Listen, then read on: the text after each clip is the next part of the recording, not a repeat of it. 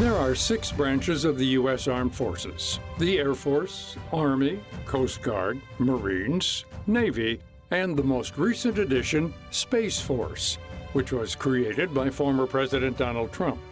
In total, there are close to 2 million Americans serving across these 6 branches, according to 2021 data from the Department of Defense. Last year, military spending amounted to more than $800 billion. As a whole, defense spending accounts for more than 10% of all federal spending and almost half of all discretionary spending. Yet not many Americans know this. It's a huge proportion of the federal budget. It's a good proportion of your tax dollar.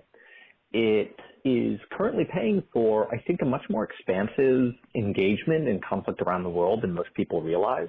That's Phil Kley, a writer and the author of the book Uncertain Ground: Citizenship in an Age of Endless, Invisible War. Kley is a veteran of the U.S. Marine Corps and served as an officer in Iraq for 13 months during a time where there was a big surge in American troops entering the Middle East. I joined the military because we were at war, and I felt like that's what I should do since we were at war. I had never really been interested in the military beforehand. I'd wanted to be in the State Department like my maternal grandfather. But I went to college in 2001. Very soon we were in Afghanistan, and soon after that we were going into Iraq. And it seemed like if I wanted to serve my country, and I always believed that service was extremely important, then this was the best way to do it. From his time served, Kley argues there's a very real disconnect between the public perception of war and the lived experience. Feeling disconnected from the country that sent you to war, this is not just a factor of a small volunteer military. I think this is something that happens in every war. It goes back to the Odyssey when Odysseus comes back to Ithaca and he doesn't recognize it, and the only person who recognizes him is his dog, right? It's always something that happens, but I think it becomes exacerbated when you do have a society that feels very checked out from the wars. It's not paying attention to the wars, and also where so few people have skin in the game.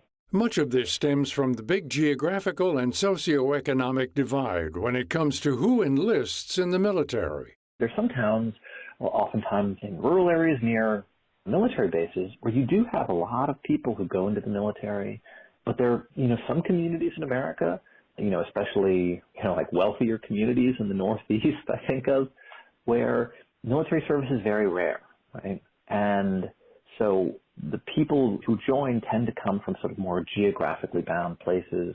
The military is increasingly becoming a family business, right, where the children of people in the military join the military.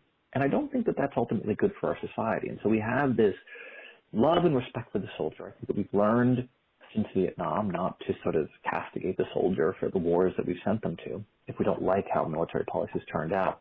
And yet it often feels very abstract. Dr. Carl Castro agrees with this viewpoint and says that much of the public doesn't truly know much about the U.S. military or what a soldier endures in service. The military is a unique culture that is different than the broader civilian American culture. And really understanding that it's not a subculture. It's a unique culture with its own set of rules and customs and norms and expectations for how one thinks and how one behaves. Castro is an associate professor within the School of Social Work at the University of Southern California. He's also the director of military and veterans programs at the university.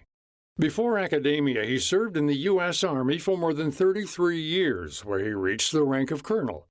The reality is that much of what Americans perceive about military life comes from what they've seen in the news, movies, and other forms of media. Castro does believe that there's been increased awareness about some of the challenges service members face, but sometimes these generalized stereotypes can have a negative impact. In some ways, the pendulum swung too far because it paints this picture of a veteran being a broken person, suffering from PTSD, suicidal, homicidal, susceptible to wild mood swings, which there are elements of that in some veterans, but most veterans transition back to their civilian communities fairly easily, fairly seamlessly. And I think we lose sight of that.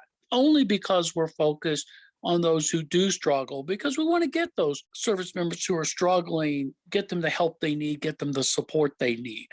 But the vast majority of service members transition back to their communities just fine. We do have veterans who do struggle in these areas, and we want to make sure that we have support and resources for them. But that's not the typical veteran. So shed these negative stereotypes, give veterans a chance, give them an opportunity to show you what they can do, because folks who serve in the military have a tremendous number of skills. Castro says a main aspect of this transition from active duty to post-service life is a change in identity. From being in the military, being a soldier, being a Marine, being an airman, being a sailor, to now being a veteran, being a civilian. That identity goes through massive changes, and how well a service member can change their identity becomes really important. You know, like when you look around the world using the immigration as the metaphor, you often see in countries all over the world, these expats all live together. We see that in America, you know, where you go to New York, oh, this is where the Italians live. I'm in LA, we have a Korean district. And you see that in the military too, where veterans will hang around each other, will join the same clubs, we go to the same meetings, we go to the same conferences. It's a very similar phenomena when you have different cultures, right? You want to be around people who understand you and have that shared experience of that culture. These living patterns make it more likely that there are geographic pockets of veterans across the country. Castro says this network of service members is important in the transition process. However, Cly says it's also important for regular Americans to break through this network and take the time to understand some of the experiences that veterans have had. Even if these are intense experiences, difficult experiences, I think we grow as people and come to a better understanding of ourselves when we open ourselves up to real dialogue, right? We take the risk of exposing ourselves to others and allowing them to offer their own perspectives on what we've been through. And I think that that is a really, really crucial thing. And my hope is that some of the writing that I've done can help enable that. In the end, these are the people who stepped up and served in order to protect and defend the U.S. I think there's a whole host of other ways in which I think people can actually, in a very real way, engage on these issues. And I think that we shouldn't allow ourselves to ever feel shut out of the conversation because we didn't serve in the military. I think that ownership of American military policy is something for everybody. And, you know, when you look at the sum total of the problems in terms of American political life, I think it's often easy to get discouraged or feel cynical or to feel despair.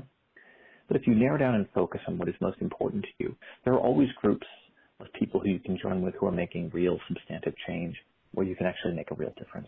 To find out more about this topic, resources, and our guests, Phil Cly and Dr. Carl Castro, head to viewpointsradio.org. For more behind the scenes, search Viewpoints Radio on Twitter and Facebook. This segment was written and produced by Amira Zaveri. I'm Gary Price.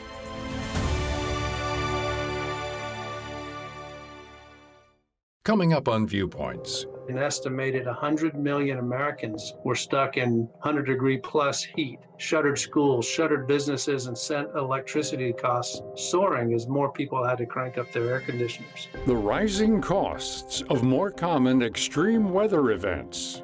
Then, they're circular economies, but they also, while we're sharing our goods and services, we actually come to get to know the people who live around us. How gift economies help the environment and Americans' wallets. I'm Marty Peterson. And I'm Gary Price. These stories in depth on your public affairs magazine, Viewpoints.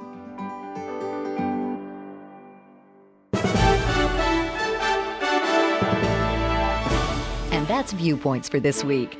Follow us on Twitter, Facebook, and Instagram to learn more about upcoming shows and find a library of past programs on Apple Podcasts, Google Play, and Spotify. Plus, you'll always find previous segments and more information about our guests at viewpointsradio.org. Join us again next week for another edition of Viewpoints.